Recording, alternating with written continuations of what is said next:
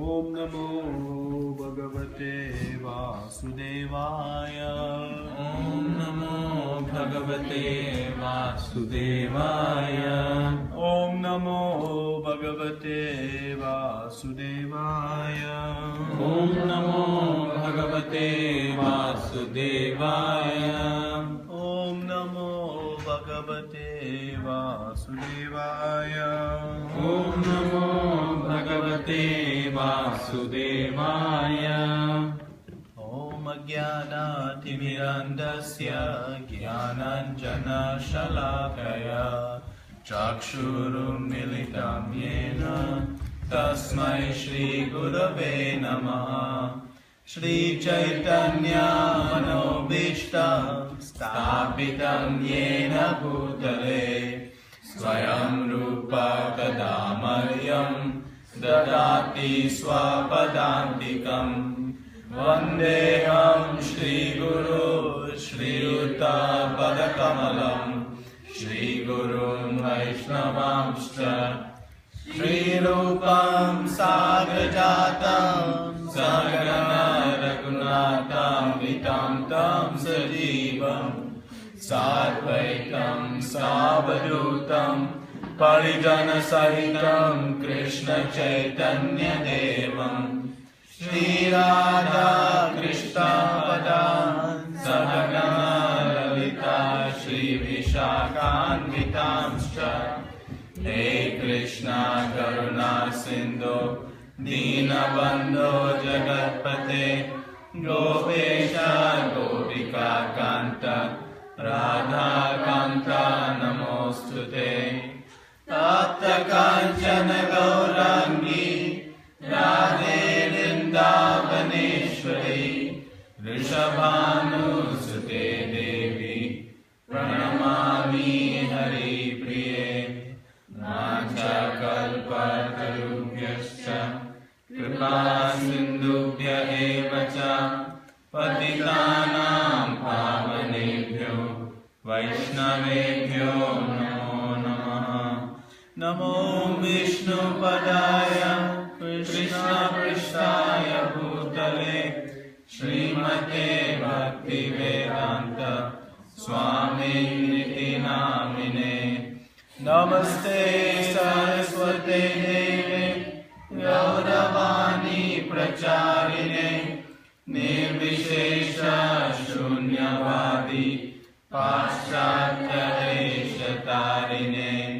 Jai Shri Krishna Chaitanya Prabhu Nityananda Shri Advaita Gadadhara Shri Vasadi Gaura Bhakta Vrinda. Hare Krishna Krishna Krishna Hare Hare Hare Rama Rama Rama Hare Hare.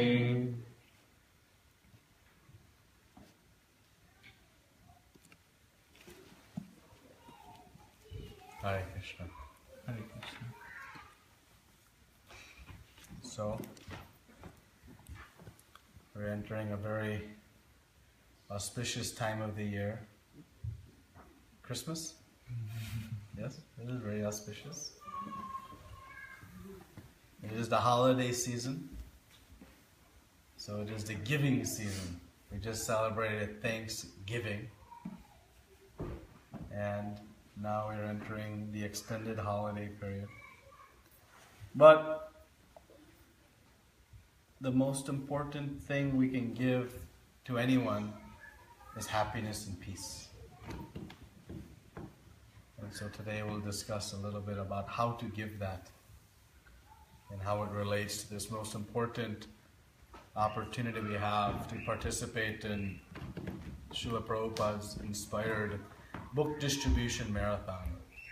This is a month in which devotees all over the world are making great preparations, but not just preparations, taking action to help distribute these books.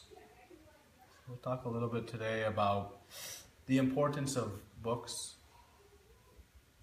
the importance of distributing these books, how important it was to Srila Prabhupada, and why it was so important to Srila Prabhupada, and then maybe some practical tips and suggestions on how we can distribute books.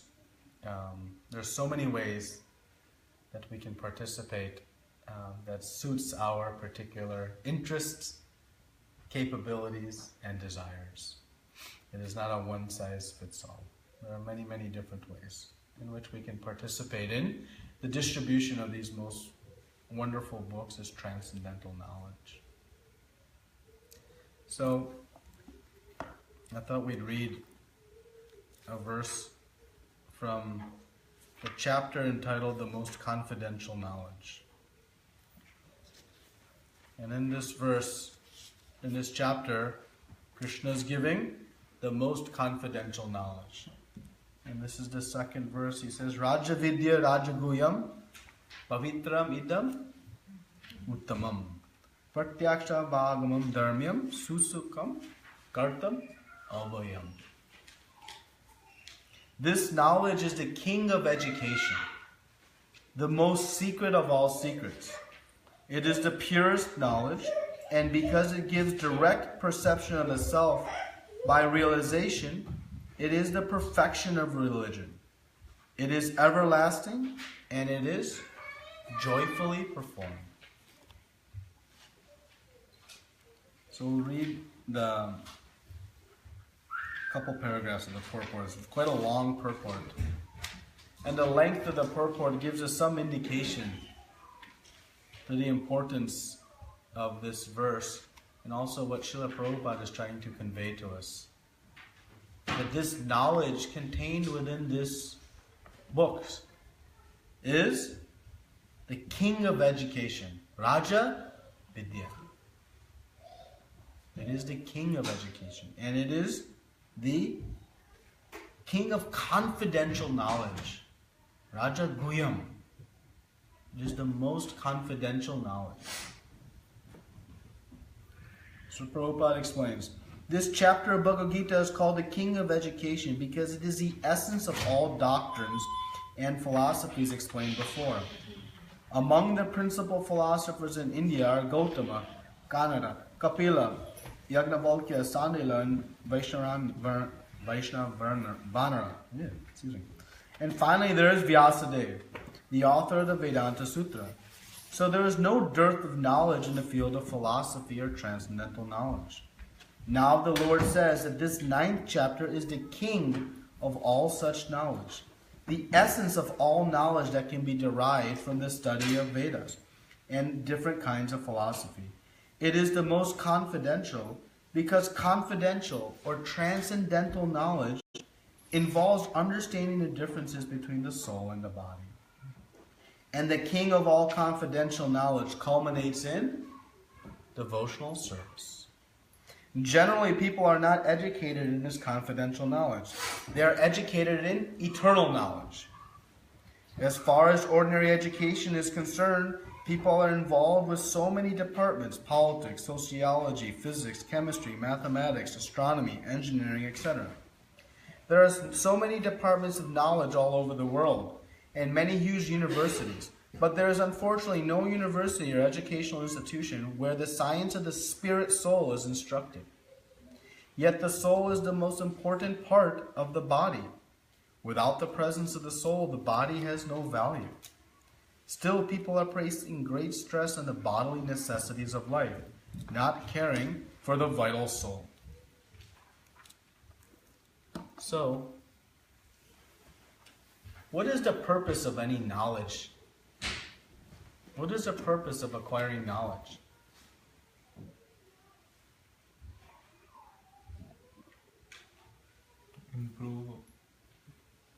To improve what? Ourselves. To improve ourselves, okay. So we acquire some knowledge to improve ourselves. Why else do we acquire knowledge? To get rid of ignorance, right? Knowledge is the opposite of ignorance. To gain something.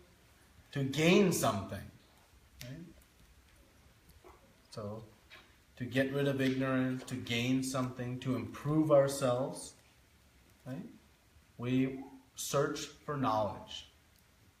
And how many varieties of knowledge are there? How big is Wikipedia? What is the end of Google searches? Right? We can acquire so much knowledge. Right? So there's no shortage of knowledge. And ultimately the goal of all knowledge is to acquire some advancement in our life. Right? And that advancement we define by ultimately, what is the ultimate measure of the improvement in our life? Peace and happiness. Right? Is there any other measure?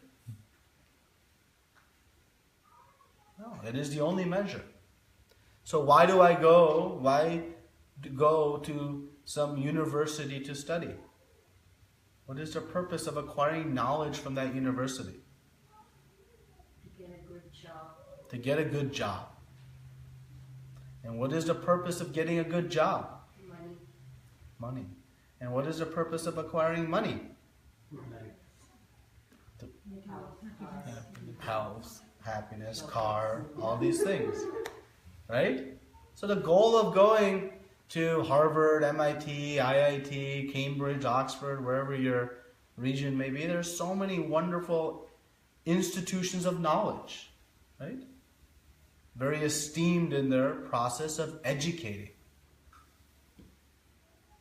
Educating for the purpose of advancing life. It's a very noble objective, a very good objective. But any knowledge that we acquire from such means, it has limitations. What are the limitations?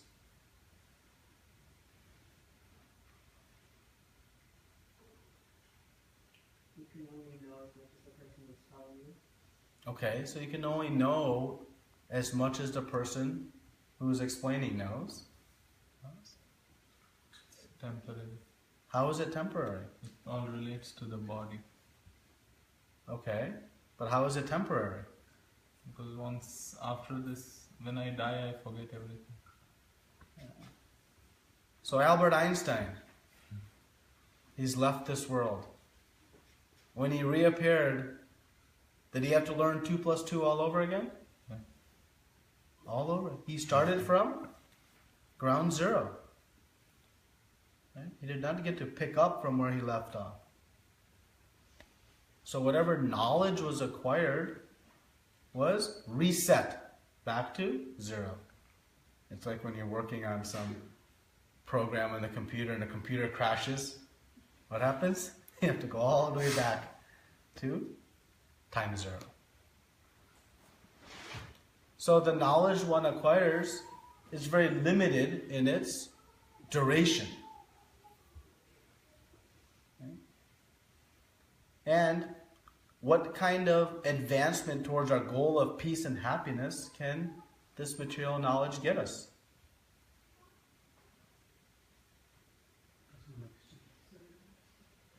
Let's ask a question.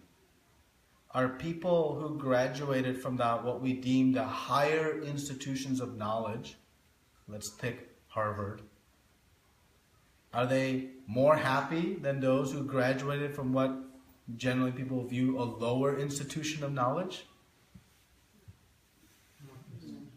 Not necessarily.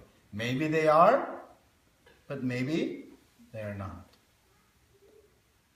So the level of knowledge, the quality of that education doesn't determine the result. The desired result from all knowledge is one: peace and happiness. Okay?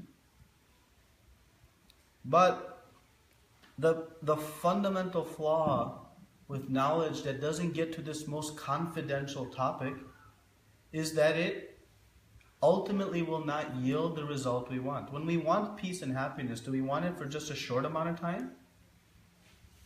We want it eternally. We want it unlimitedly. We don't want to start over from ground zero whenever that moment may come for us. We want it to last forever. If I'm going to invest some time in acquiring knowledge, I want to know that I'll be able to benefit from it, utilize, get a return on that investment in time. So this knowledge, Krishna is saying, is Raja Vidya. It is the king of all knowledge. Why is it the king of all knowledge? That's a bold statement. With the presence of so much philosophy and knowledge, for Krishna to say this is the king of all knowledge, that's a very bold statement. So why is he saying that this is the king of all knowledge?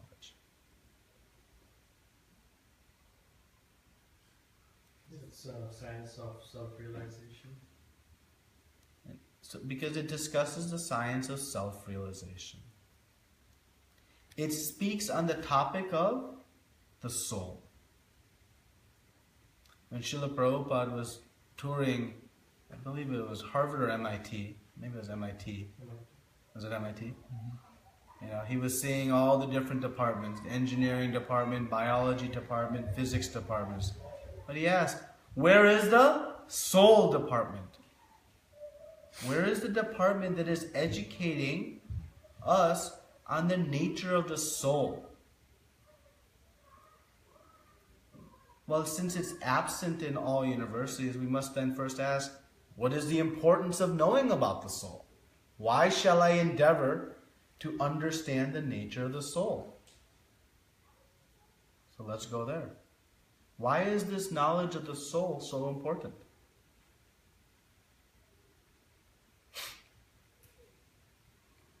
Brings us that eternal peace and happiness beyond this Broadway platform. It gives us peace and happiness because we can go to a party and talk intelligently about the soul that nobody else knows about, and so I have some big crowd around and this guy's talking about the soul. I never heard of that. Is that the value of it? They're saying is giving peace and happiness. How? Why?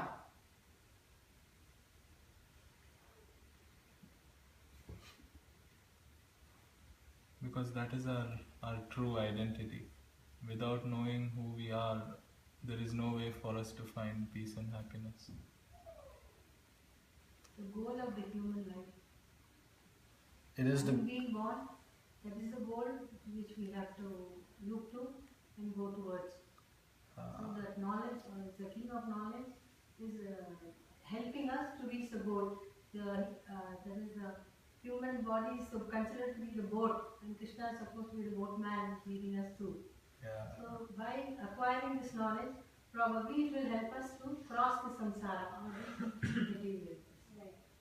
Then we know like we are soul, not this body, so we don't work much towards like sense gratification or that we nourish more our soul. So this way it helps us and leads to more happiness, like not paying much attention to our bodily like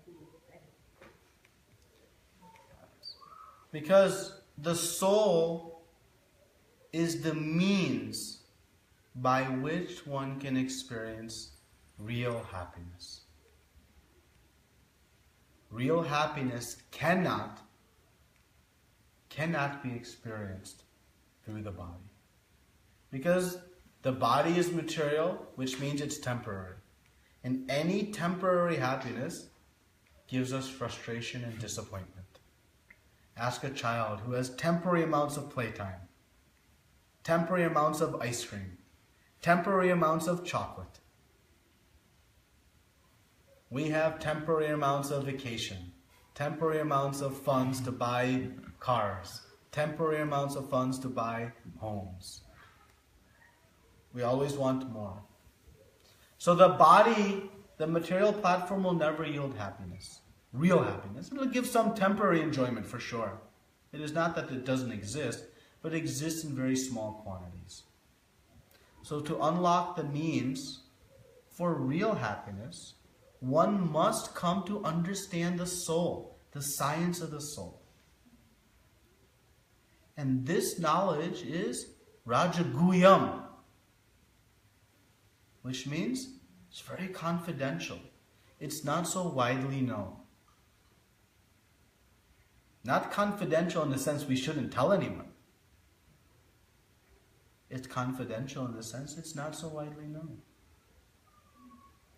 But by knowing this, one unlocks a path, opens up the doors to eternal happiness and bliss. When one knows, I am spirit soul, I am not this body. This spirit soul has a relationship with the Supreme Lord that is so sweet.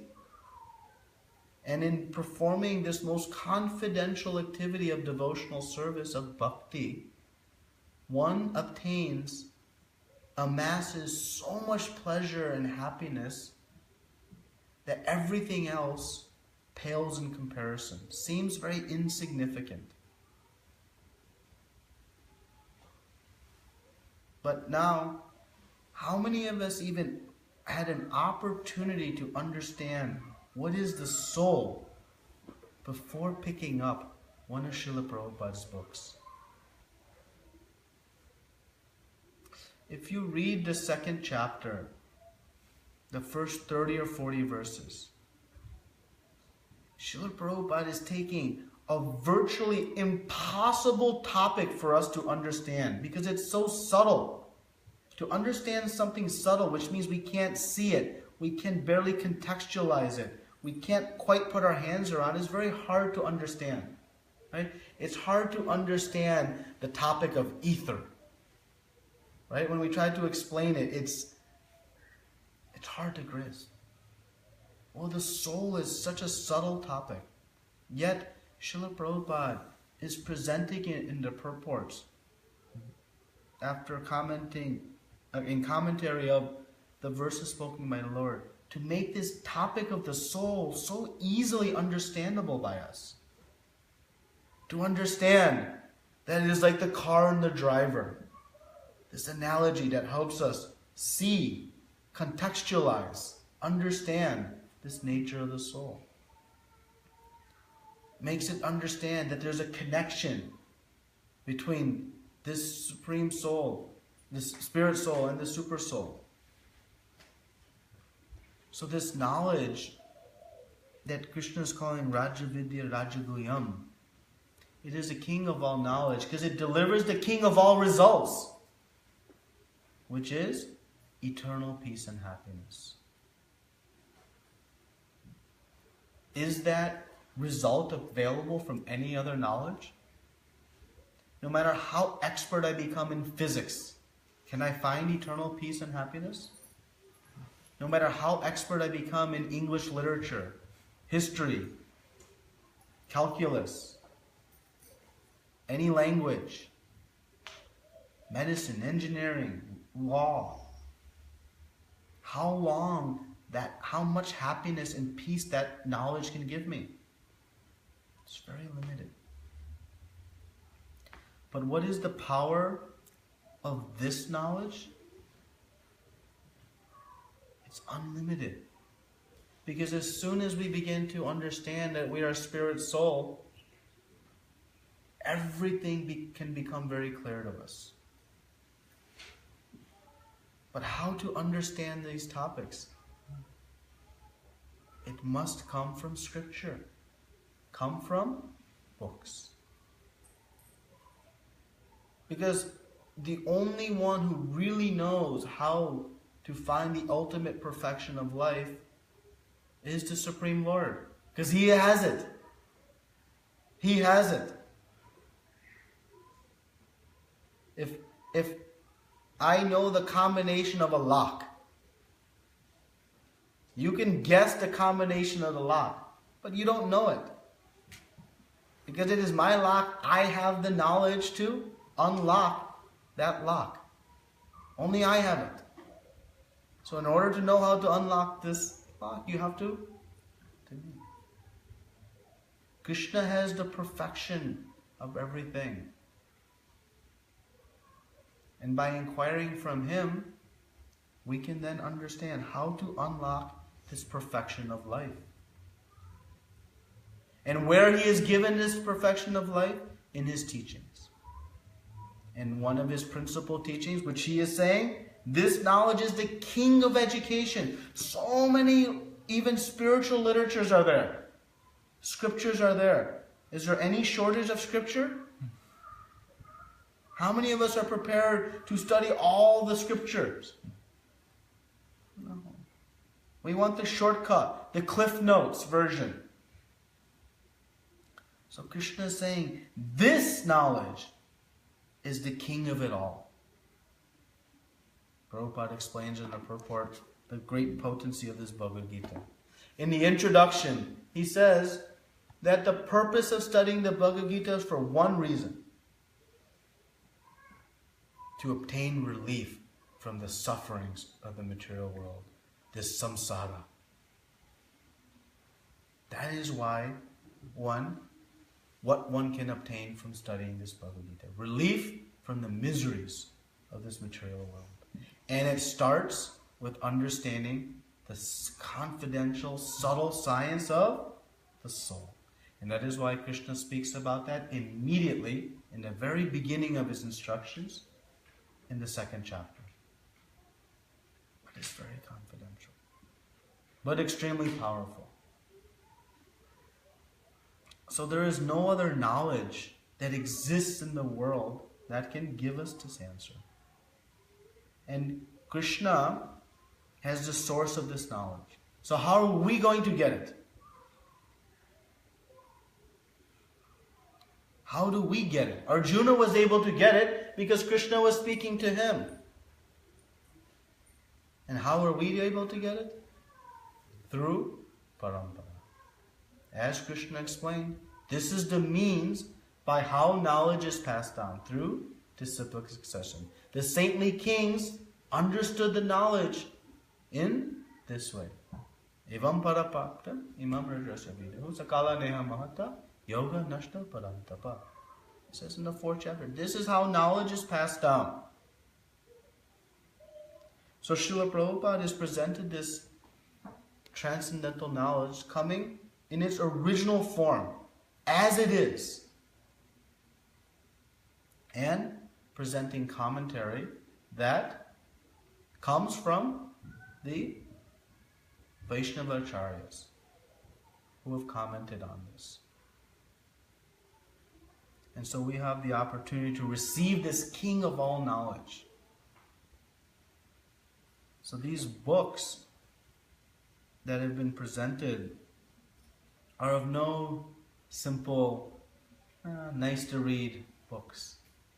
Good decorations on the bookshelf. The covers look nice. They do look nice. If that's the motive in the beginning, that's okay. But these books contain how to obtain the perfection of life. So, we see the great importance of books. When we want to be charitable to somebody, what is our goal in being charitable to somebody?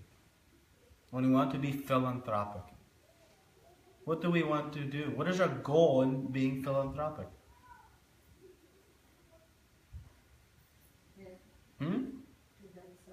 To help someone.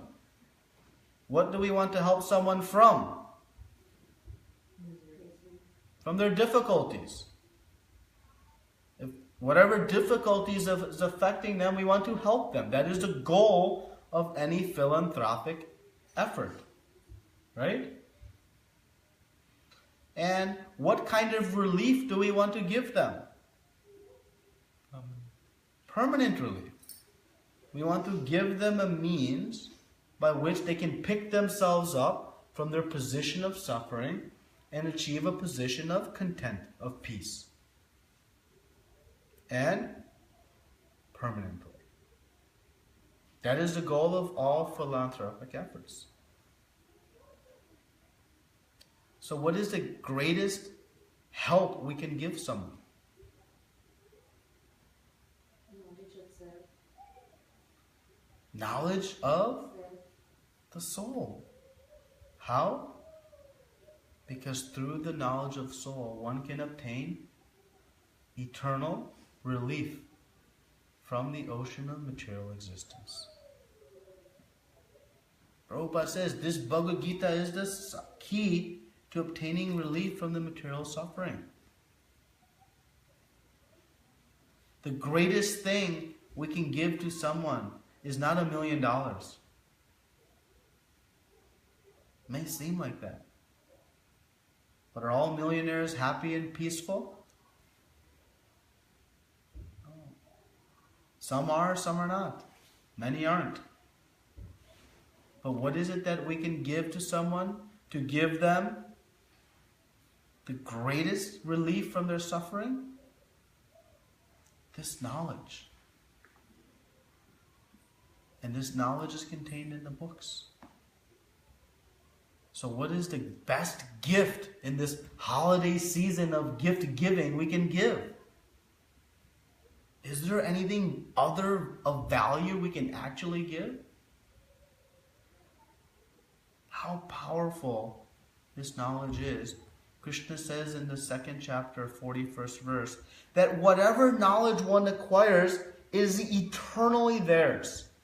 Whatever practice one does in executing the knowledge they have acquired, that is eternally theirs. Whatever knowledge Einstein acquired was not eternally his. He had to start over. But whatever knowledge one gets, even if it's one word, one line from this most potent book, it is eternally in their account. And someday they will pick up from there and make one step further. So now we have an opportunity to give this knowledge to someone which has eternal benefits and unlimited benefits.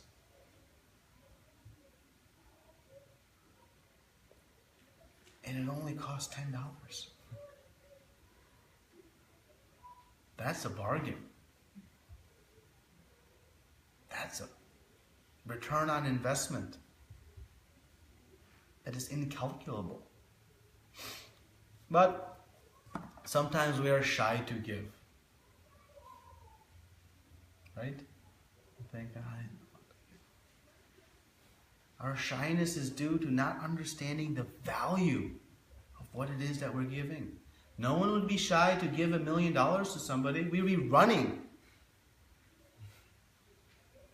We'd be running to people. We may not want to give. That's a different story. But if we were asked to do it, it'd be a great job. Everyone would love me.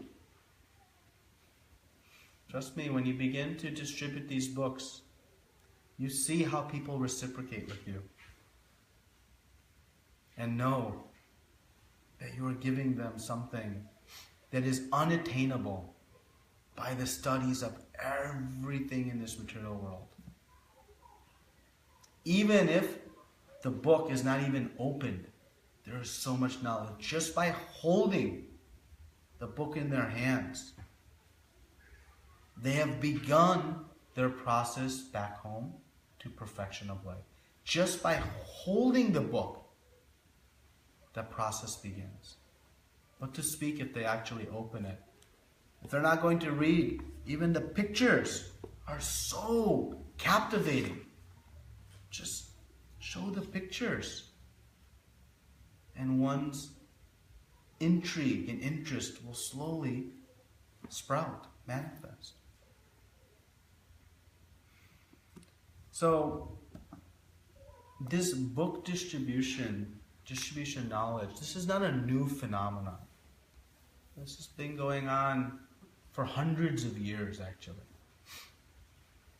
If we go back to the time of Chaitanya Mahaprabhu, Chaitanya Mahaprabhu instructed the main 6 Goswamis, particularly Rup Sanatan Goswami and also Jiva Goswami, to write books on how to practice devotional service. Why Chaitanya Mahaprabhu wanted them to write books?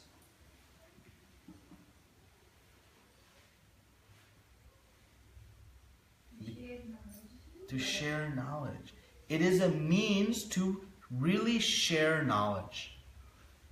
Because if one tells something to someone, that is a means to share knowledge. But the problem is, we forget. And it is a one-to-one relationship. But a book can be duplicated into millions of copies and distributed so wide. It is the real mridanga, as Bhaktisiddhanta Saraswati Thakur said. Because the books can be used to disseminate knowledge on mass scale,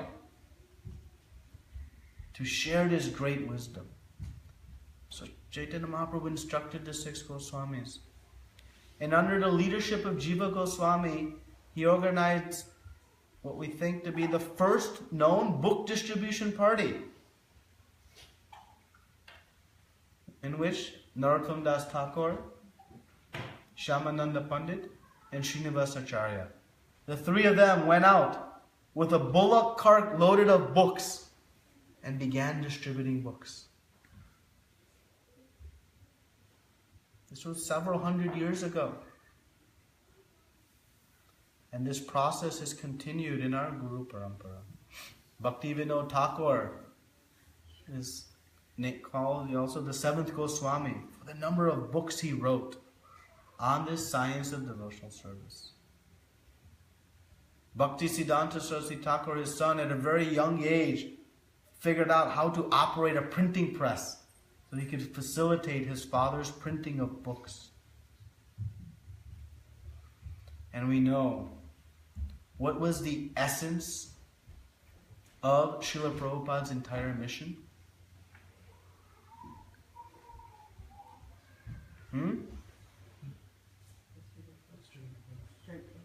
Print books.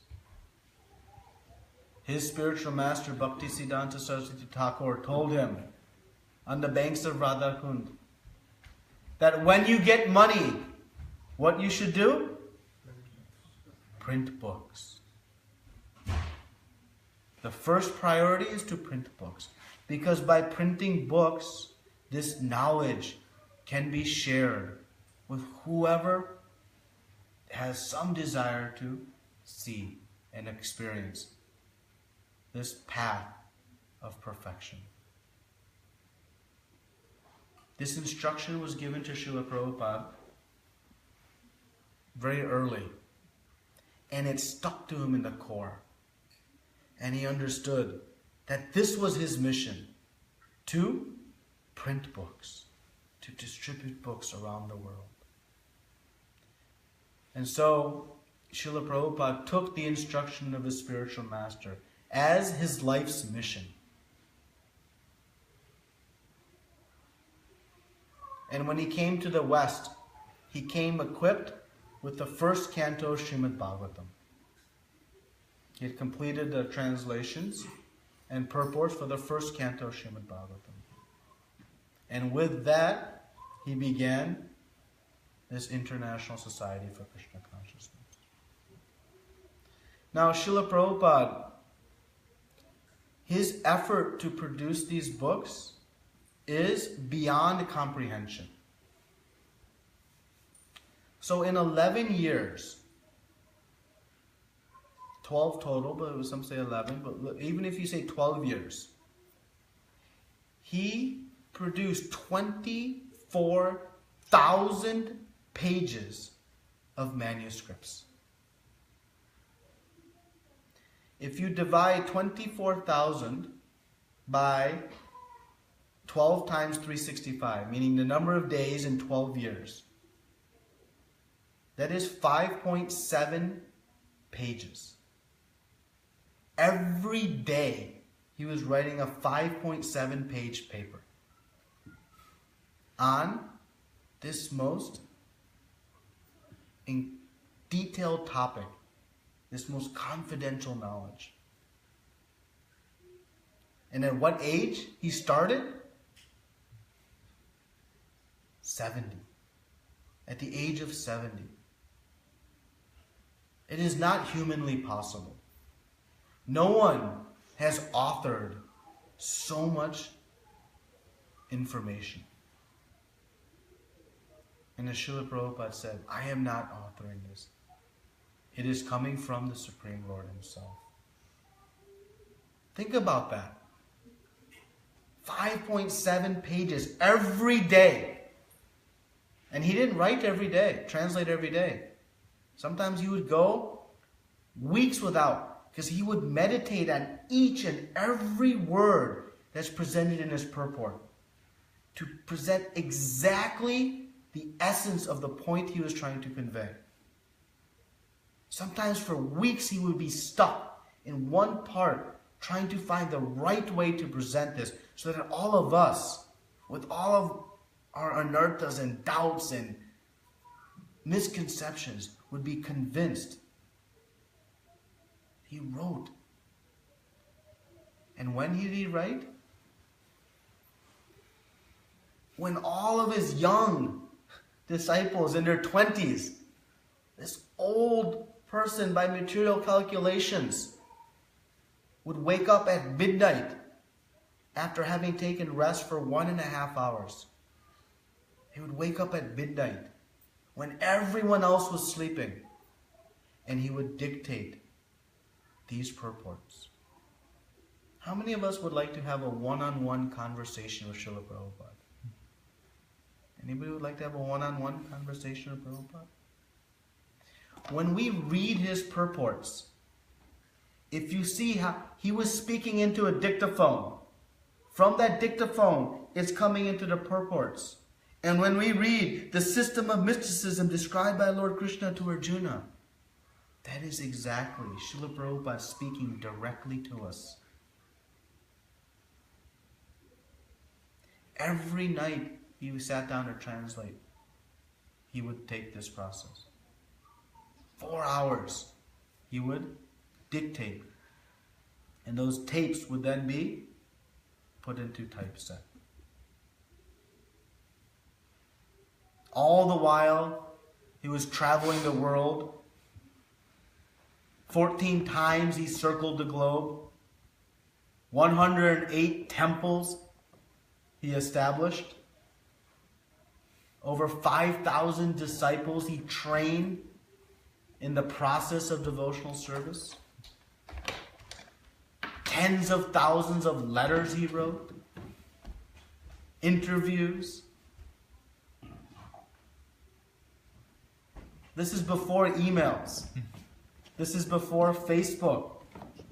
This is before all the modern communication. Is it really humanly possible? These are transcendental literatures that are being presented to us by a transcendental personality. Srila Prabhupada performed the impossible task. I found this today, which just blew my mind. This is a chart that the BBT has published. Along this side is a list of some of the books. Srila Prabhupada wrote over 80 volumes of literature. And today they're available in over 70 languages. And this is each and every one of the languages.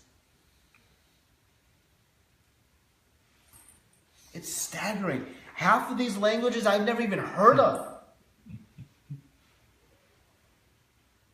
Xhosa, Zulu. Languages I haven't even heard of. But Srila Prabhupada's books are touching humanity from all walks of life. What is the proof of the universal application? Sometimes we wonder, I don't know, they may not like it. It's not possible, because this is the king of all knowledge. It is the universal principles that can be applied to anyone. And the proof is, they would not be translated in languages unless there was demand for them. Supply-demand still works. There's only supply when there is demand. When Srila Prabhupada brought this transcendental knowledge to the English language, it opened up the opportunity for the entire world to access this most confidential knowledge. Were it not for his efforts, where we would be. If we did not have Srila Prabhupada's books to refer to, how we would know the importance of Vrindavan Dham. Many of us grew up in India or from India, didn't even know what Vrindavan was. How we would know about spirit soul. How we would know about the laws of karma. How we would know about the material nature. How we would know about all the different devatas and rishis and different personalities and avatars.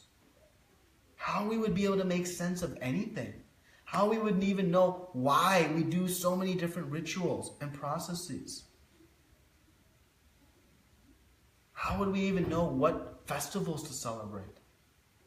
Were it not for Srila Prabhupada's intense endeavor, extreme endeavor, to present this knowledge to us in his books. So this month is an opportunity to reciprocate with Srila Prabhupada. Srila Prabhupada's greatest desire was to distribute books. What gave him the most happiness? Not when another new temple was constructed, certainly that gave him great happiness. Not when a new disciple came, that certainly gave him great happiness. But what gave him the greatest happiness is when he heard the book distribution results. Everyone close to Srila Prabhupada knew that when his health was not so good, when something was troubling, bring him results of his book distribution, the devotees that were distributing books. Because that was the core of Srila Prabhupada's desire. Because that was the instruction of his spiritual master. And that's his spiritual master from his father. His father, all the way up through the 6 Goswamis to Chaitanya Mahaprabhu. This importance of books goes back through parampara. And when we distribute a book, we not only please Srila Prabhupada, we please all of Guru Parampara.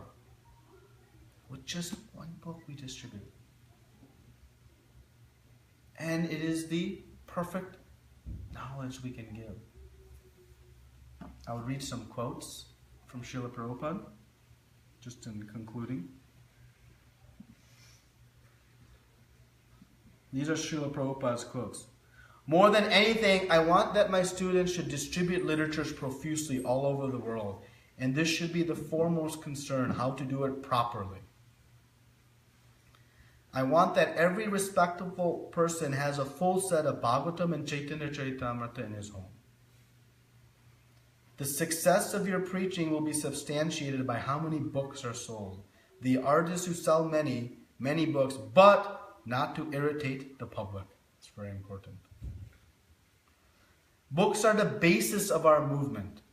Whatever appreciation we are getting on account of our books, it is because we are following the path chalked out by exalted devotees. See where Srila Prabhupada is giving the credit. We are not writing something whimsical. The next one. This, our book distribution, is most important task in our society.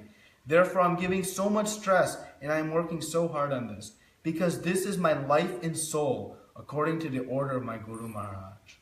And by his grace, it is to some extent successful. And I took it seriously. I take it seriously still now. That is my life and soul. I never tried in India to construct big temples, or even in your country we didn't. I never tried, but I was selling personally books. That is his history. That was a room conversation from 1976. Srila Prabhupada continued translating books until he was on his deathbed. In the final moments of his pastimes here in this world, he was translating Srimad Bhagavatam. So we can imagine how important these books are. So first and foremost, we must acquire these books. Chaitanya Charitamrita, Srimad Bhagavatam, Bhagavad Gita at a minimum. But we should have all of Srila Prabhupada's books. First and foremost. And then we must distribute these books. What is the qualification to distribute these books?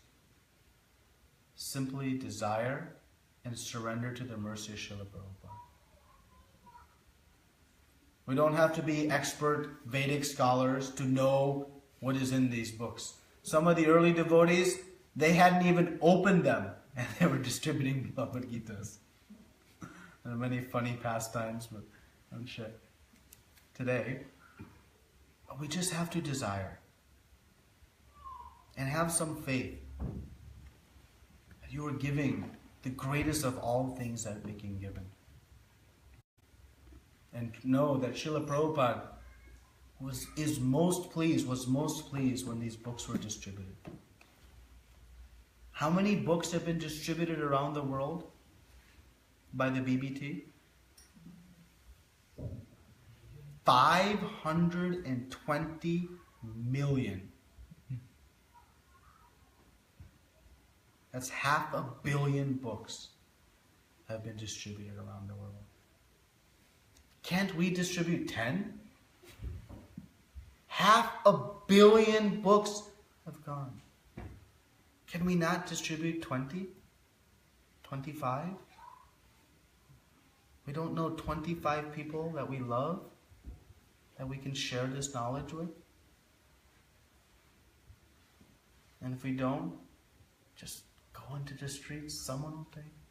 Go to a library, libraries will take them.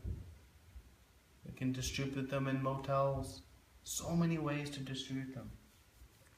If you go to ISKCONbookdistribution.com, there are so many videos on how to distribute books. His Grace Vaisheshika Prabhu is a wizard, amazing at distributing books.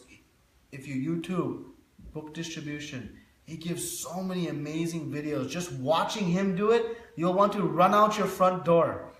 It's so incredible. And seeing how people experience the bliss of engage, it's an amazing experience. How many of you have gone out and distributed books public? You've seen it, you've experienced it. It's unlike anything you can describe. You can't put it to words. But the first time going out is so scary, so intimidating. But just do it. Just try it. Tomorrow we're going to go out to some of the Troy stores. Anybody wants to go? Just come. You'll see. People, thank you. I've been looking for this. Where have you been? Those are the kind of comments you get. Our fear is people will be mad, upset. No. So, humble request. Please take books and distribute them. We have 3 cases of Bhagavad Gita here and 50 more coming. There are only 16 books in a case. Or at least take half a case. 8 books. 520 million have been distributed. How many we can take? Some we can take and distribute. And if you don't have Srimad Bhagavatam or Chaitanya Charitamrita in your home, desire now. Take now. We'll personally come and deliver them to all of you, whoever wants them. But bring these books to Srila Prabhupada. You're bringing Srila Prabhupada's heart and soul. He said, these books are my life and soul. You're bringing that into your home. What benefit your home will experience with the presence of these transcendental knowledge. So please take to this process of reading Srila Prabhupada's books every day. First acquiring, reading, and distributing. This month of December, there's a special emphasis on distributing books. Sunday, we'll have the celebration of Gita Jayanti, and we'll be distributing more books. But please take at least half a case. So easy. 8 books? Easily. we can distribute. And if we have a desire, Krishna and Srila Prabhupada will fulfill it. Okay? Everybody ready to distribute some books? Thank you very much. Any questions or comments?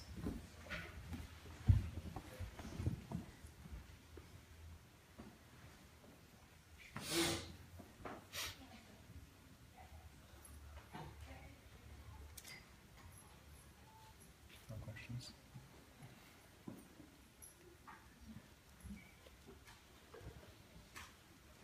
Okay.